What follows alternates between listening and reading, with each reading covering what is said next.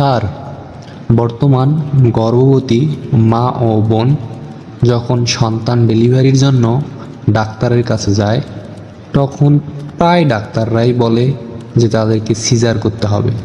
এমনকি একজন নর্মাল সুস্থ সবল মেয়েকেও বলে যে ডেলিভারি করতে না বলে সিজার করতে বলে।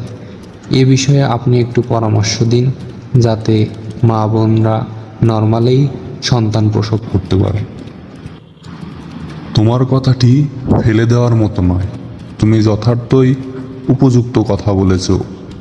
কারণ বর্তমান অনেক ডাক্তারই তাদের বিজনেসের কারণে নর্মাল রুগীকেও সিজার করতে বলে।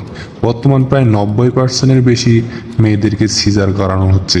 কিন্তু আমরা যদি পূর্ববর্তী যুগের কথা লক্ষ্য করি, আজ থেকে 10 বছর 20 বছর আগেও 10 বছর আগেও যদি আমরা লক্ষ্য করি,